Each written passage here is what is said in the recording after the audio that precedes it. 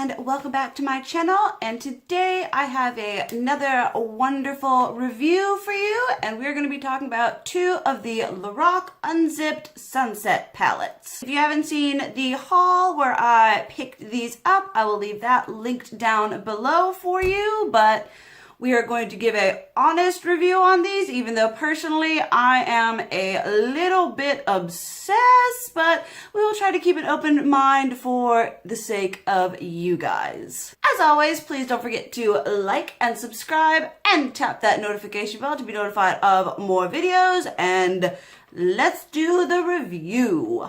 I have the Mountain Sunset and the Ocean Sunset, and I really want to get the Desert Sunset. These are supposed to be limited edition expansions on the original Lorac Unzipped and Unzipped Gold. When I went to my local Ulta the first time they released, they were completely friggin' sold out. I did not realize that they were going to be that big of a thing because I saw so many people talk about these in their anti-hauls, but apparently they are popular anyway. These puppies retail for $42 each, and you are getting 11.2 grams of product. All in all, you have 10 shades here in a wide variety of colors. This is the Mountain Sunset right here, and this one is the Ocean Sunset. A little kind of, I don't know if disclaimer is the right word, but one thing about the packaging that I don't like, I love the ombre, beautiful, sunset color scheme. But when you go to open these, it does this number. It like folds like that because of these things here. The first time I opened these, I thought I broke the ding dang thing, but no, that's just the way they decided to design these because we're trying to be weird and innovative, and I'm just not a fan. I am wearing both of the palettes on my eyes today, and I really like how the look turned out, but enough talking, let's get into some swatches because swatches tell all. We're going to start off with Mountain Sunset here. We have the colors like that. I'm going to do like this. We're going to start off with this nice color called Stone. This is actually what I set my lid with today. It's just kind of a simple setting shade, nothing too crazy. My inner corner highlight is this shade Storm here. The shimmers are very beautiful. They aren't the same like pressed pigment format as the original, but they are very gorgeous. Next we have Cliffside right here. Very pretty, kind of doesn't show up on me. Then we have Ametrine. I'm gonna pretend I know what that is, but I actually really don't. There we have that one right there, beautiful purple. Burnt Sienna, which I believe is the closest to that really high, intense foiled pressed pigment formula from the first, is just absolutely beautiful. Then we have Mahogany, which as the name would suggest is just a beautiful, rich brown. I absolutely love that shade.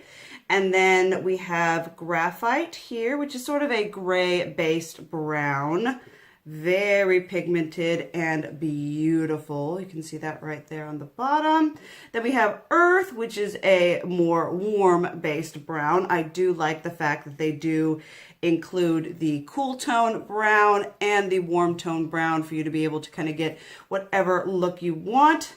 Then we have Smoke Signal here, which is again close to that really foiled, intense high shine from the original.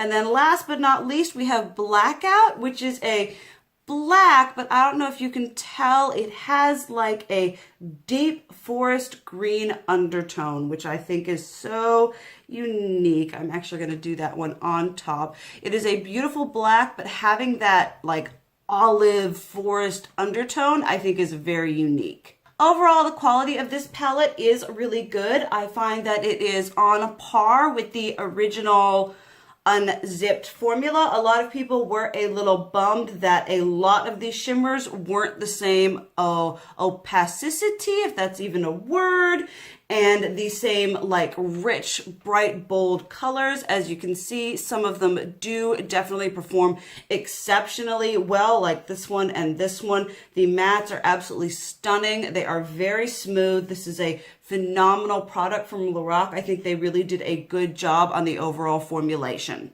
Next up, we have Ocean Sunset, which at first glance seems to be a palette that I would gravitate towards more, but it is very beautiful.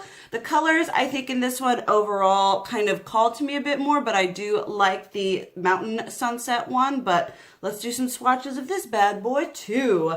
Let's start off with Bedrock, which is this beautiful rich brown. The mattes are just so soft and creamy in this. They're very pigmented and they blend beautifully. I love Lorac's blendability. It is amazing. We have Mother of Pearl, which is also in my inner corner highlight mixed with that other shade. This one is so beautiful. It is very shiny and reflective.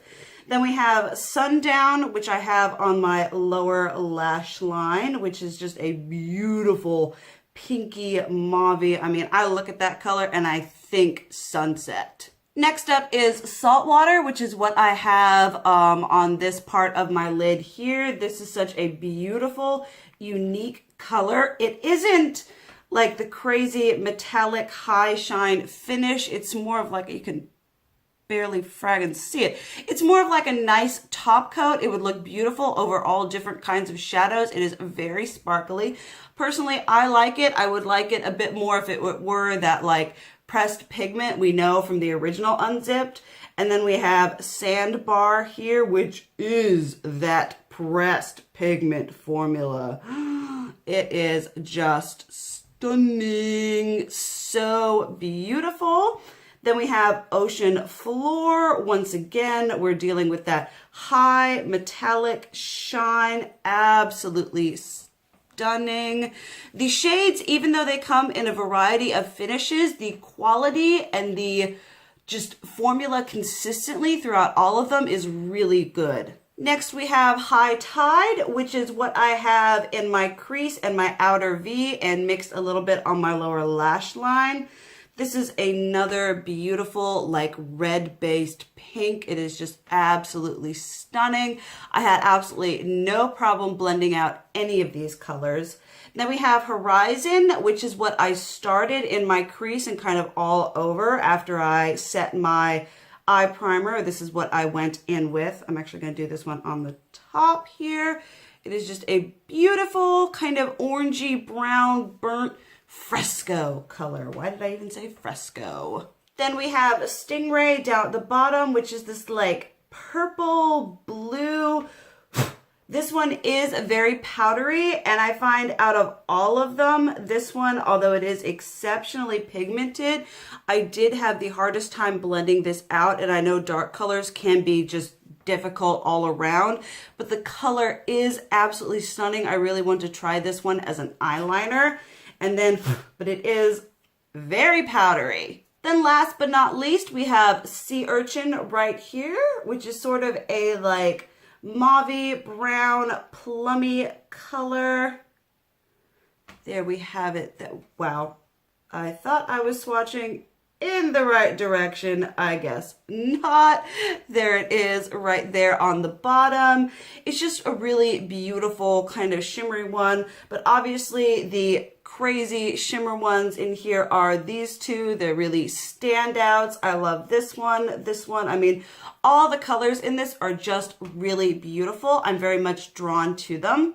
Okay, so personally, I really love these. I enjoy the quality, the color selection. I think they're really beautiful. However, in a practicality wise, if you look at them, they have some beautiful standout colors. For example, in the Ocean Sunset, this Saltwater, definitely the Sandbar and the Ocean Floor, they have colors that are just kind of like stand out, but overall it isn't the most cohesive palette. All of them, in my opinion, aren't necessarily, you can get a multitude of different looks. I feel like these are very much either supplementary palettes or palettes where you'd be like, okay, I remember really loving this shade, and you pull out this palette for that particular shade.